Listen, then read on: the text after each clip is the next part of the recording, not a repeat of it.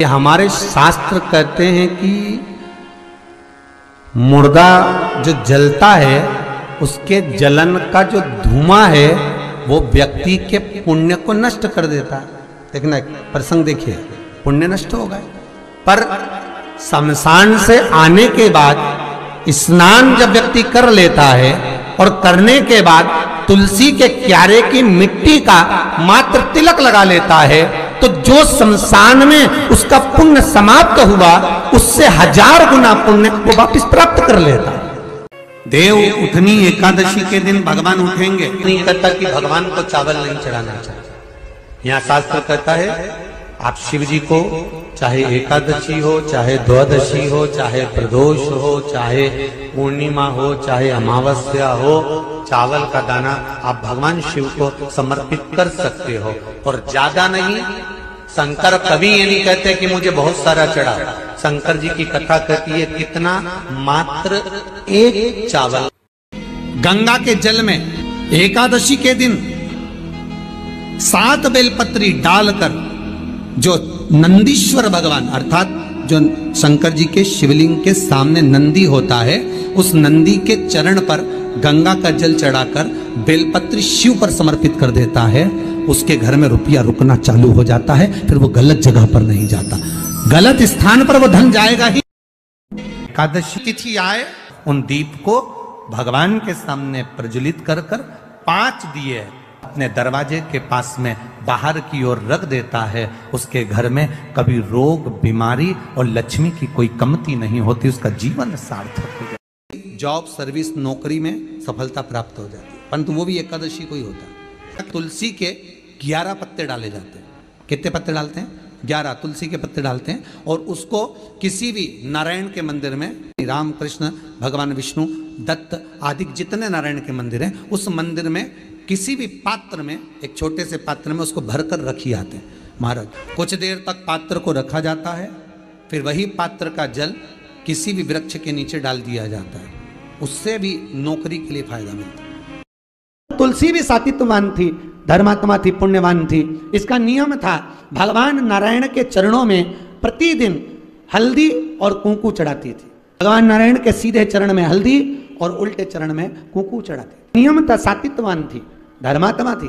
पर एक दिन इसने क्या करा कि भगवान नारायण के चरण को जब पूजन करने के लिए गई, पूजन करते समय भगवान की प्रतिमा को इसने नीचे धक्के देकर गिर गया। प्रतिमा जैसी गिरी, प्रतिमा के 2 टुकड़े हो गए। आज नारायण रुष्ट हो गए। नारायण रुष्ट हुए तो नारायण ने रुष्टित होकर उसी समय पर इसको श्रापित किया। भगवान शिव ने जाना कि नारायण ने श्राप तो दे दिया है, इसका निर्वहन कैसे हो। भगवान शिव ने जानकर शंखचूर्ण ने उपद्रव मचाया, इसके सात्वित्व को फिर नारायण ने भ्रष्ट किया और नष्ट कर शंखचूर्ण का वध भगवान शिव ने करा। शंखचूर्ण का जब वध करा तो तुलसी ने भगवान नारायण को पत्थर होने का श्राप दिया और खुद जल की तरंग के रूप में बही और वही जल की तरंग गंडकी नदी के रूप में प्रवाहित हो गई। कौन सी नदी? गंडकी ने श्राप दिया भगवान शंकर को, भोलेनाथ आपके द्वारा मेरा पति मारा गया है, इसलिए मेरा जल आप पर नहीं चढ़ेगा। आज भी अगर आप नेपाल में जाएंगे, पशुपतिनाथ का अभिषेक करेंगे तो पशुपतिनाथ के मंदिर वाले आपसे पूछेंगे, पंडित पूछेंगे ये जल कहाँ का है। आपने बोला नेपाल का जल है, नहीं चढ़ाने देंगे, क्योंकि नेपाल के पास में गंडकी नदी बहती है, वही नदी का जल नेपाल में आता है। तो नेपाल में नेपाल की नदी का पानी नहीं चढ़ता। आप कहेंगे हम इंडिया से जल लेकर आए हैं, हमारे यहाँ से लाए हैं, तो वो जल शिव जी को चढ़ाने देंगे। पर गंडकी नदी का जल शंकर को नहीं चढ़ता, गंडकी का जल नहीं चढ़ेगा। नारायण आपकी प्रागट्यता, आपने मेरे साथ छल करा है, इसलिए मैं आपके साथ छल करूंगी। आप मेरे साथ में विराजमान होगे और मेरे ही जल से आपकी उत्पत्ति होगी। आज भी गंडकी नदी में जाइए, गंडकी नदी में हाथ में तुलसी रख लो, दोनों अंगूठे से दबा लो, पानी में नीचे हाथ दीजिए, तुलसी बह जाती है और शालिग्राम जी हाथ में आ जाते हैं। आज भी गंडकी का प्रमाण है, तुलसी बह जाती। बस अंतर इतना है कि ये जो चीन की गवर्नमेंट है, ये जो शालिग्राम जी हमारे निकलते हैं ना, ये शालिग्राम के अंदर एक कीड़ा होता है जो तुलसी खाता है और सोना देता है। तो हर शालिग्राम जी के अंदर, प्रत्येक जितने शालिग्राम होते हैं उस शालिग्राम के अंदर सोना भरा होता है। तो वहाँ की गवर्नमेंट पहले शालिग्राम जी जब अपन लेते हैं तो वहाँ से ले लेती है, और लेने के बाद में उसमें से सोना निकाल लेती है।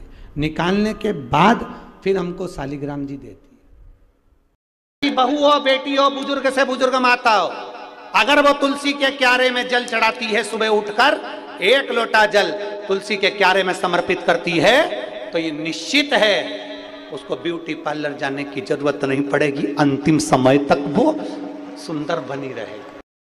सुख तुम्हारे हाथ में नहीं आ रहा ना, वैभव तुम्हारे हाथ में नहीं आ रहा, तरक्की तुम्हारे हाथ में नहीं आ रही, तो एक काम करो, ये तुम्हारे हाथ में नहीं आ रहा, सुख नहीं आ रहा, वैभव नहीं आ रहा, शांति नहीं आ रही, ये तुम्हारे हाथ में नहीं आ रहा, तो तुम भी एक काम करो, जैसे सूर्य की ओर मुख कर कर चलते हो तो परछाई पीछे चलती है, जो भगवान शंकर की ओर मुख कर कर चलता है उसके पीछे वैभव सुख और शांति चलती है। में शंकर का चढ़ा हुआ जल कभी नहीं जाना चाहिए।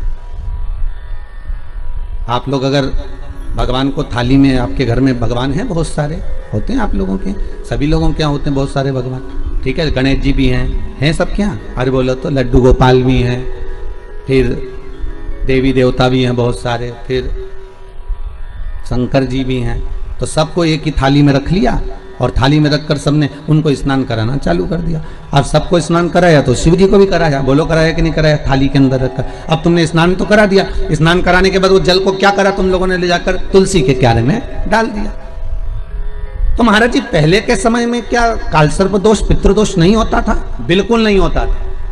पहले के समय में ना कालसर्प दोष होता था ना पितृदोष होता था। क्यों? तो क्या घर में लोगों के शंकर जी नहीं होते थे? होते थे। लोग शिव जी को स्नान कराते थे, पर घर में बगीचा, खलियान, खेत,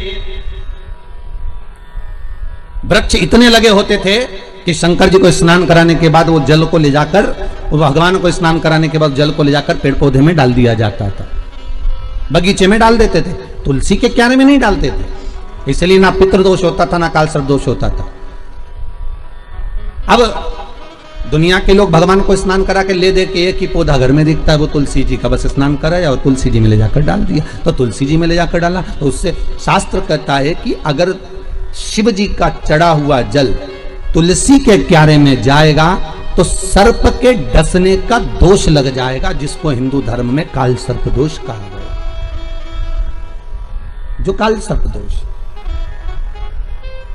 अच्छा, बड़ा विचित्र काम है। कई कई गांवों में आप लोगों ने भी देखा होगा, यहां तो ठीक है परंतु हमने महाराष्ट्र में बहुत देखा। महाराज कई कई गांवों में तुलसी के क्यारे के नीचे शंकर जी को रखते हैं, ये तुलसी के कुंड के अंदर शंकर जी को रखेंगे। पर ये दो कोई आपको अलग अलग तरह से ना जाने घुमा फिरा के ना जाने बुद्धि ऐसी फेर कर गलत चीज बताएगा ना, तो वो समझ में आ जाएगी आप लोगों को। दुनिया की आदत है।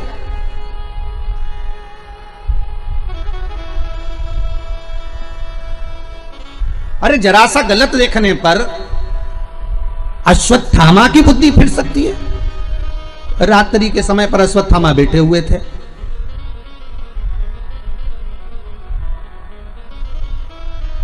और रात्रि के समय पर अश्वत्थामा बैठे, और बैठे बैठे अश्वत्थामा ने क्या देखा कि एक वृक्ष के कोटर में कौवे के अंडे रखे हुए हैं, कौवे के बच्चे रखे हुए हैं, और एक उल्लू रात्रि के समय पर उड़ता उड़ता आया और वो कौवे के अंडों को उसने, रात के समय कौवा जब सो गया तो उसके अंडों को, उसके बच्चों को मार दिया। किसने? उल्लू ने। अश्वत्थामा ने देख लिया इससे जोरदार कोई काम नहीं हो सकता, अगर ये पांडव जीते, नेत्र खुलने के बाद अगर नहीं मर रहे तो एक काम करता हूं, जैसे उल्लू रात को आया और उसने कौवे के अंडों को मार दिया, कौवे के बच्चों को मार दिया, तो अश्वत्थामा ने भी विचार करा, एक काम करता हूं मैं भी सोते समय पर जाता हूं और मार देता हूं। और अश्वत्थामा ने करा क्या, जब पांडवों के पुत्र सो रहे थे और अश्वत्थामा उनको सोते हुए को मार आया, सोते हुए। बस केवल रात्रि को एक जरा सा एक लीला देखी और उस बुद्धि में, अश्वत्थामा के उस विवेक में वो समाहित हो गया। गलत चीज लोगों की बुद्धि में तुरंत आ जाती है कि हाँ हाँ उसने ऐसा करा, उसने तुलसी जी के क्यारे में शिवलिंग रखा तो अपन भी रख लो, उसने ऐसा करा तो अपन भी ऐसा कर लो, उसने यूं करा तो अपन भी ऐसा कर लीजिए। पर शंकर की कथा करें नहीं भाई, ये थोड़ा वंचिता होना चाहिए हमारा। जो शास्त्र सम्मत हो उसका स्मरण करना चाहिए। पहले के समय में दो दोष नहीं रहते थे, ना पितृदोष रहता था, ना काल सर्प दोष रहता था। काल सर्प दोष कब आया? जब आप लोगों ने भगवान का चढ़ा हुआ जल, शिव जी का चढ़ा हुआ जल तुलसी में चढ़ाना प्रारंभ करा, तब काल सर्प दोष आया। और पितृदोष पहले नहीं होता था। क्यों? क्योंकि लोग घर के मटके में से, घर के हंडे में से, घर के परिंडे में से लोटा भरकर पानी लेकर जाते थे और शंकर को चढ़ाते थे। घर का जो रसोई घर होता था वो बीच केंद्र में होता था, रसोई घर घर के मध्य में होता था, तो वहां से जब पानी लेकर जाते थे, वो परिंडा, मटका, हंडा पितरों का स्थान माना गया है। वहां से जब पानी भरते और ले जाकर शंकर जी को चढ़ाते, तो पूरे घर में से पानी निकलकर जब शिव को चढ़ने के लिए जाता था, तो पूरे घर का वास्तु दोष, पितृदोष समाप्त हो जाता था। अब आज के जमाने में मंदिर का लोटा उठाकर मंदिर का पानी भरकर शंकर जी को चढ़ा देते हैं, तो ना वास्तु दोष समाप्त होता है, ना पितृदोष समाप्त होता है, ना कालसर्प दोष समाप्त होता है। पहले भी कथा में कहा, परसों की कथा में कहा कि लक्ष्मी जी अपने पास का अगर कोई सामग्री शिव जी को चढ़ा देती तो शंकर प्रसन्न हो जाते, पर लक्ष्मी जी ने करा क्या? जल भी लाई तो पार्वती की यहां से लाई। लक्ष्मी जी अगर जल लेकर आ रही है तो पार्वती की यहां से लेकर, आपके पास में जो है आप शंकर को वो समर्पित करो। जब देव उठनी एकादशी पर उठते हैं, जब मेरे भगवान विष्णु अपना चरण नीचे रखते हैं, तो एक कुबेर और दूसरी स्वयं लक्ष्मी भगवान के चरण को अपने हाथों में झेल लेती है। किसी लड़का और लड़की का विवाह नहीं हो रहा हो, 30 साल हो गए, 32 साल हो गए, 34 साल हो गए, लड़का लड़की का विवाह ही नहीं हो रहा, बहुत टेंशन है माता पिता। कोई मंगली है, कोई मांगलिक है, संबंध हो ही नहीं रहा, बहुत प्रयास कर रहे हैं। एक प्रयास छोटा सा कर देखिए, 4 दिशा का स्मरण करिए, पूर्व पश्चिम उत्तर दक्षिण। हथेली पर आटे का दीप लगाइए, घी भर लीजिए और 4 बत्ती उसमें अलग अलग रख लीजिए। थोड़ा सा पीला चावल हल्दी में कर उसमें डाल दीजिए। जो लड़का लड़की का विवाह करना उसी के हाथ में देना है। और देव उठनी एकादशी के दिन, जिस दिन देवता उठेंगे, जिस जगह पर तुलसी शालिग्राम का आप पूजन करते हो, गन्ने के नीचे, ईख के नीचे तुलसी का प्याला रखकर पूजन करते हो, वहां पर भगवान शिव और भगवान नारायण का नाम लेकर उस दिए को दबा दीजिए और वहीं पर हल्दी का तिलक उस लड़का या लड़की का कर दीजिए और उसके हाथ में थोड़ी सी हल्दी लगा दीजिए। महाराज 2.5 महीने 3 महीने तो बहुत हो गए, उस बच्चा और बच्ची का विवाह पक्का हो जाए। तुलसी के क्यारे के पास में एक छोटी सी कटोरी रखकर घर का कोई भी व्यक्ति, चाहे महिला हो, पुरुष हो, पुत्र हो, पुत्रवधू हो, बच्चे हों, कोई भी हथेली में गंगा जल लेकर अपने पूर्वजों का स्मरण कर कर और वो गंगा जल काशी विश्वनाथ के नाम से अपने पूर्वजों का नाम लेकर वो कटोरी में अगर 5 बार या 7 बार छोड़ देता है, तो उसके पूर्वजों को पिंडदान और तर्पण की जरूरत नहीं पड़ती, उनको मोक्ष प्राप्त हो जाता है। तुलसी के क्यारे उठनी एकादशी है, बहुत ध्यान देना महाराज। जिन बेटा बेटी का विवाह नहीं हो रहा, 30 साल के हो गए, 28 साल, 40 साल, 25 साल के हो गए, विवाह नहीं हो रहा, तो आज बेलपत्री पर दोनों पत्तियों पर लाल चंदन लगाइए और बीच वाली पत्ती पर पीला चंदन लगाइए। जिसका विवाह नहीं हो रहा उसके लिए का है, आज ही करना पड़ेगा, परंतु देव उठनी एकादशी के दिन आज ही का है, बस साल में एक ही बार होता है वो।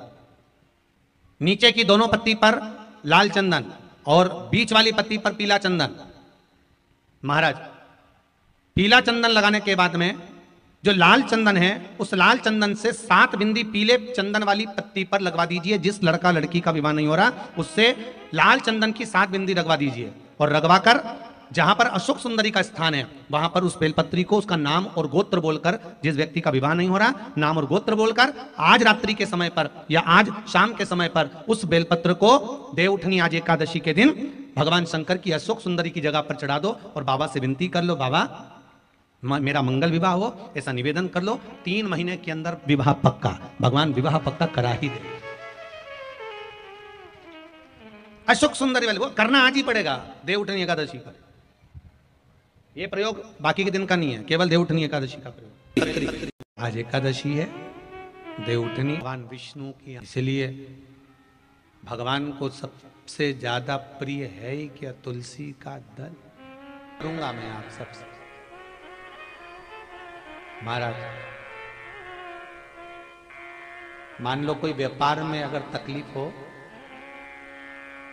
कमाई अच्छी नहीं हो रही हो, व्यापार नहीं चल रहा हो, तो तो निवेदन करूंगा कि किसी के चक्कर में मत पड़ना, कहीं जाकर पूछना मत ही, केवल देव उठनी एकादशी के दिन जो अभी आने वाली है कार्तिक के महीने में देव उठनी एकादशी, इस दिन एक सिक्का जब रात्रि को आप तुलसी जी की पूजन करें, ठाकुर जी की पूजन करें, एक सिक्का उसको नीचे रखकर उसको भगवान को विराजमान कर कर, तुलसी माता या शालिग्राम जी को विराजमान कर कर फिर पूजन करना। सुबह ब्रह्म मुहूर्त में 4 बजे जब आप देवता को उठाएं, वहां पर जब लीपन करें और उठाने जाएं उस गन्ने की झोपड़ी के अंदर, तो वो सिक्के को अपने पल्लू में डालकर हल्दी की कटोरी में भरकर दुकान में, व्यापार में, व्यवसाय में रख दें। अगली एकादशी तक बताना जरूर कि कितना लाभ मिला, कितना कमाया आपने, सूचना जरूर देना हो, बताना जरूर कि कितना प्राप्त हो। क्यों? क्योंकि नारायण श्रीमद् भागवत कथा कहती है, कार्तिक महत्तम कथा है, तुलसी का क्यारा सौभाग्यवती नारियां जब जल का सिंचन कार्तिक महीने में करती है तो उसका सौभाग्यता का आनंद पाती है। तुलसी बता देती है कि आपके घर की दशा क्या है। बार बार जल डालने के बाद भी तुलसी सूख रही है, बार बार आप पूजन कर रहे हैं, पाठ कर रहे हैं, तो भी तुलसी के तल सूख रहे हैं। तुलसी बता देगी कि तुम्हारे घर में तकलीफ आने वाली है, कष्ट आने वाला है, सूख रही है। भगवान विष्णु 4 महीने के लिए सोते हैं। देव सोनी एकादशी पे सो गए, अब देव उठनी आएगी ना कार्तिक में, तब बढ़िया चकाचक उठेंगे। जब देव उठनी एकादशी पर उठते हैं, जब मेरे भगवान विष्णु अपना चरण नीचे रखते हैं, तो एक कुबेर और दूसरी स्वयं लक्ष्मी भगवान के चरण को अपने हाथों में झेल लेती है। तो जिस स्थान पर आप देवता को उठा रहे हो, जिस स्थान पर आप भगवान की आराधना कर रहे हो, जिस स्थान पर आप भगवान को जगाने का प्रयास कर रहे हो, वहां आप अगर लक्ष्मी को विराजमान कर देंगे तो नारायण का चरण और लक्ष्मी दोनों कुबेर के साथ हमें प्राप्त हो सकते। शास्त्र कहता है, यहां तक वर्णन करता है शास्त्र, अगर आपके घर में तुलसी का पौधा छोटा है तो वो कौमार अवस्था का होगा। वो तुलसी का पौधा जब घेर घमोर हो जाता है तब अखंड सौभाग्य को देने वाला हो जाता है। उसमें से पत्तियों को उतारा जा सकता है, उसमें से आप कोपल को उतार सकते हो, उसमें से पत्ती को आप उतार सकते हो। भगवान विष्णु जब शयन से उठते हैं, देवसोनी एकादशी को जब भगवान उठेंगे, नेत्र खोलेंगे, तो प्रथम दर्शन भगवान विष्णु श्रीमद् भागवत कथा, स्कंद पुराण, पद्म पुराण, अग्नि पुराण, जितने भी पुराण उठाना चाहे सारी पुराणों को उठाकर देखना कि प्रथम वर्णन आपको मिलेगा कार्तिक महत्तम का, कि भगवान नारायण सर्वप्रथम जब नेत्र खोलते हैं, अपनी देव सोनी एकादशी से सोकर देव उठनी एकादशी पर जब उठते हैं, तो भगवान नेत्र खोलकर सबसे पहले किसका दर्शन करते हैं? किसका दर्शन? स्कंद पुराण कहती है, विष्णु पुराण कहती है कि भगवान नारायण जब नेत्र खोलते हैं तो खुद की अर्धांगिनी लक्ष्मी भी नहीं, महाराज को याद रखिए, गौदान और एकादशी, श्रीमद् वल्लभाचार्य जी ने मायावत का खंडन करा था जगन्नाथपुरी में, और श्रीमद् वल्लभाचार्य जी ने कहा था एकादशी मरने के बाद मत दो, एकादशी जीते जी दो। कहा था कि नहीं कहा था? जीते जी दान करिए। इसलिए जगदीश में, जगन्नाथपुरी में एकादशी उल्टी लटकी हुई है। करें अपने दर्शन, जगदीश में एकादशी को उल्टा लटकाया। क्यों? क्योंकि वल्लभ ने कहा कि एकादशी जीते जी दो। कई पंडितों कहते हैं तुम्हारे दादाजी मर गए, जब 12वें का दिन होता है ना, तो पंडित जी संकल्प छुड़ाते हैं, देव एकादशी, बड़े बेटे ने 5 दे दी, छोटी बहू ने 3 दे दी, उसने 2 दे दी, उसने 2 दे दी, तो क्या तुम्हारे दादाजी भिखारी थे जो तुम्हारी एकादशियां लेकर जाएंगे? और तुम कौन होते हो दादाजी को एकादशी देने वाले? तुमने कौन सा इतने पुण्य कर लिए जो तुमने एकादशी दे दी? एकादशी के दान की महत्वता श्रीमद् वल्लभाचार्य जी ने कहा कि कोई व्यक्ति अगर खटिया पर सड़ रहा है, पलंग पर तड़प रहा है, हॉस्पिटल में पड़ा हुआ है, तो निवेदन है कि उसको देखने जाओ तो अपनी करी हुई एकादशी में से 2 एकादशी का दान उसको तुरंत दे दो। क्यों? तो जिससे उसको मोक्ष मिल जाए। एकादशी का व्रत ही में किया गया, हमारा पाप कर्म है। हमने किसी जीव की हत्या करी है, हमने किसी को कष्ट प्रदान करा है, हमने किसी को अपशब्द कहा है, हमने किसी को ताने दिए, हमने किसी को आड़ा टेढ़ा कहा है, हमने किसी को गालियां दे दी है। मात्र एकादशी का व्रत ही कर लेने पर ये सारे जो दोष हैं वो समाप्त हो जाते हैं। एकादशी के दिन जब आप जल शंकर को चढ़ाने तो रोज ही जाते हैं। जब एकादशी का दिन रहे और शंकर जी के मंदिर में आप जल समर्पित करें तो 3 बार मुख से स्वधा स्वधा स्वधा या स्वधा स्तोत्र का पाठ, जिसमें 12 श्लोक। जैसे पीपल के पत्ते में पराग होता है, हमारा हिंदू धर्म, हमारा शास्त्र कहता है, हमारे शास्त्र, हमारे वेद डॉक्टर वर्णन करते हैं कि पीपल के पत्ते को अगर एकादशी और द्वादशी के दिन एक तांबे के पात्र में गला कर रख दिया जाए और उस पानी का आचमन 3 बार करा जाए तो जिसकी नाड़ियां चोक भी हो जाती है, डॉक्टर बोले इसका बाईपास करना पड़ेगा, उसको केवल 3 आचमन पानी एकादशी और द्वादशी को पीपल के पत्ते का कराया जाए तो अंदर की नाड़ियां भी खुल जाती हैं। मरने के बाद नहीं, क्योंकि मरने के बाद तो वो 10वें के दिन, गरुड़ पुराण में लिखा है 10 दिन तक जीवात्मा घर की अटारी पे रहती है। कितने दिन? 10 दिन। 10 दिन के बाद जीवात्मा चली जाती है। कहां जाती है? उसको जहां जाना है। 3 दिन में उसको भोग भोगना पड़ता है जीवात्मा को। 3 दिन नरक का भोग भोगती है, उसके बाद स्वर्ग का भोग भोगती है। 18 दिन में ये प्रोसेस पूरी हो जाती है। कितने दिन? 18 दिन। 18 दिन के बाद में उस जीवात्मा को धान के खेत में पटका जाता है। किसके खेत में? धान के, चावल के खेत में। इसलिए कहते हैं एकादशी के दिन चावल मत खाओ। कहते कि नहीं कहते? और क्या कहते हैं? द्वादशी के दिन चावल खाना जरूरी है। एकादशी का पालना करना है तो द्वादशी को चावल का 1 ग्रास खाओ, तब द्वादशी को चावल खाओगे तो एकादशी लगेगी। चावल नहीं खाओगे तो एकादशी नहीं लगेगी। द्वादशी को चावल खाना जरूरी है। क्यों कहते हैं? क्योंकि धान के खेत में जीव को छोड़ा जाता है, उस धान के खेत में, चावल के खेत में जीवात्मा रहती है। उसको चिड़िया खाती है तो चिड़िया के रूप में जन्म लेता है, मनुष्य खाता है तो मनुष्य के रूप में जन्म लेता है। इसलिए एकादशी के दिन चावल नहीं खाया जाता, क्योंकि एकादशी के दिन हम चावल खाएंगे तो जीव हत्या का दोष लग जाएगा। फिर कब खाना है? द्वादशी के दिन। द्वादशी के दिन क्यों खाया जाता है? क्योंकि हम एकादशी के व्रत करे रहते हैं और पहला घासा जब चावल का खाते हैं तो अपनी करी हुई एकादशी का पुण्य, जितने जीव हमारे मुंह में जाते हैं उनको उसका पुण्य मिल जाता है और उनका फिर जन्म नहीं होता, वो तर जाते हैं, उनको एकादशी का भाग मिल जाता है। इसलिए कहते हैं एकादशी को चावल मत खाओ, पर द्वादशी को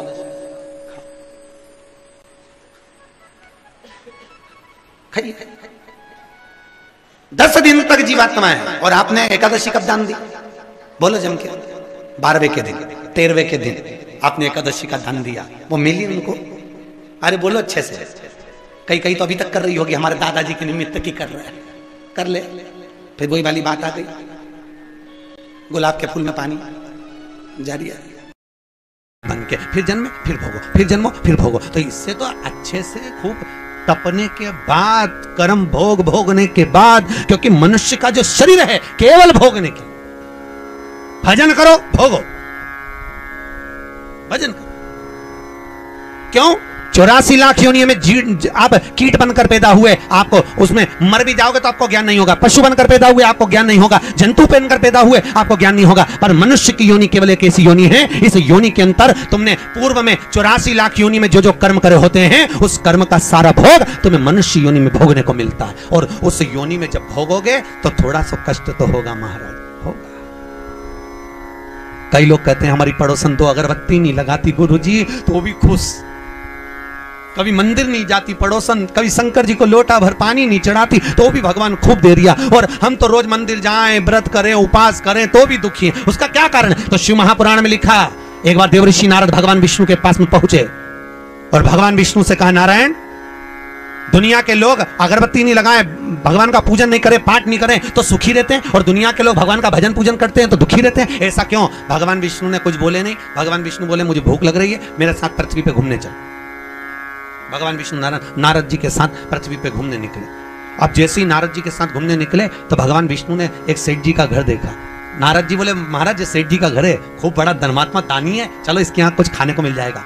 भगवान विष्णु ने मनुष्य का रूप रखा, नारद जी ने मनुष्य का रूप रखा, साधारण रूप बन रखकर दरवाजा बजाया। सेठ जी, ओ सेठ जी, सेठ जी। सेठ जी बाहर निकल कर आए, क्या है? हमें भूख लगी है, कुछ दान दे दो। इतने में सेठ जी बोले, तुम्हारा बाप रख के गया, दान दे दो। चलो निकले यहां से, भाग, निकल जाओ यहां से। सेठ जी ने धक्के मार के देवऋषि नारद और भगवान विष्णु को भगा दिया। इतने में देवऋषि नारद को क्रोध आया। देवऋषि नारद ने कहा, महाराज इसने अपमान करा है, अपने को धक्के मारकर निकाला है, श्राप दे दो, बर्बाद हो जाए। भगवान विष्णु ने पीछे पलटकर सेठ जी को देखा, देखकर भगवान विष्णु ने दोनों हाथ उठाकर कहा, जा तेरे यहाँ खूब लक्ष्मी बढ़ जाए, खूब लक्ष्मी बढ़े और बढ़े और बढ़े। इतने में देवऋषि नारद ने कहा, प्रभु तुम लक्ष्मी बढ़ने का, तुम्हें श्राप देना था तो तुमने आशीर्वाद दे दिया। भगवान बोले मेरी मर्जी, चलो। भगवान विष्णु और आगे गए। भगवान ने कहा एक छोटा सा झोपड़ा है, छोटी सी कुटिया थी, छोटा सा घर था। भगवान ने कहा यहाँ देख कुछ मिल जाए। देवऋषि नारद ने आवाज लगाई, माता बाबा भूख लगी है। अंदर से एक बूढ़ी माँ निकल कर बाहर आई, आओ बाबा अंदर बैठो। 2 आसन लगाए, भगवान विष्णु और देवऋषि नारद को बिठाया। माता जी ने कहा, बाबा क्या चाहिए? हमें भूख लगी है। माँ बोली, बाबा मेरे यहाँ खाने का तो कुछ नहीं है, एक गाय है, गाय दूध देती है, हम उसका ही पालन करते हैं, आपको मैं दूध ला कर देती हूँ। माता जी ने पानी पिलाया, दूध लाकर देवऋषि नारद भगवान विष्णु को दिया। महाराज मेरी गाय इतनी बढ़िया है, वो दूध देती है। भगवान ने दूध पिया, देवऋषि नारद ने दूध पिया, भगवान चल दिए। इतने में देवऋषि नारद बोले, प्रभु कितनी अच्छी अम्मा है, कितनी अच्छी आई है, कितनी अच्छी माता है, आशीर्वाद दो भगवान, इसको खूब आशीर्वाद दो, ये खूब दान करती रहे, पुण्य करती रहे। इतने में तुरंत भगवान विष्णु ने पीछे पलट कर देखा, पलट कर देखकर आशीर्वाद देते समय भगवान विष्णु ने कहा, जा तेरी गाय मर जाए। भगवान विष्णु ने हाथ ऊंचा कर कहा, तेरी गाय मर जाए। और भगवान चल, जैसे ही चले इतने में देवऋषि नारद को क्रोध आ गया। देवऋषि नारद ने कहा, भगवान वो शेख जी ने तुम्हारा अपमान करा, धक्के मारकर निकाला और उसको कह रहे हो कि लक्ष्मी बढ़ जा, और वो उसने दूध पिलाया तुमको, सेवा करी और उसको कह कि गाय मर जा, ऐसा क्यों? भगवान विष्णु ने कहा, देवऋषि नारद तुम समझोगे नहीं, ये जो माँ है ना, इसने मेरी सेवा करी, ये मुझे भजती है, मेरा भजन करती है, मेरा स्मरण करती है। मैं चाहता हूं कि ये मरने के बाद वापिस जन्म ना ले, और जन्म ना ले मेरे पास आकर मेरे संग में मेरे साथ वैकुंठ में रहे, मैं ये चाहता हूं, पर करूं क्या? देवऋषि नारद ये जब मरेगी ना तो मरते समय इसको लगेगा कि मेरी गाय ना जाने कोई कसाई ना ले जाए, मेरी गाय कोई उठाकर ना ले जाए, मेरी गाय कट ना जाए। मरते समय इसका ध्यान गाय में लगा रहेगा, तो गाय में लगा रहेगा तो मरने के बाद ये गाय का जन्म पाएगी, फिर उलझी की उलझी रह जाएगी, वैकुंठ नहीं आ पाएगी। इसलिए मैंने इसके मरने से पहले इसकी गाय को मार दिया, जिससे ये मेरे धाम में आराम से आ जाए। और प्रभु आपने उस सेठ जी को लक्ष्मी बढ़ने का आशीर्वाद क्यों दिया कि और लक्ष्मी बढ़े और धन बढ़े? भगवान बोले, नारद तू जानता नहीं है, सेठ जी लक्ष्मी से बड़ा प्रेम करते हैं, तो लक्ष्मी और बढ़ेगी और बढ़ेगी और बढ़ेगी। जब ये लक्ष्मी जोड़ जोड़ के मरेगा, आखिरी में सांप बन के वहीं पड़ा रहेगा। सुंदर कहा इस महापुराण में कि जिस दिन पत्नी अपने पति से कह दे मैं तुमसे विवाह कर मेरी जिंदगी बेकार हो गई, उस दिन नारी का सात्वित्व समाप्त हो जाता है। नारी का सात्वित्व समाप्त। कभी मुख से मत कहो पति से कि मेरा जीवन आपके यहाँ विवाह कर बेकार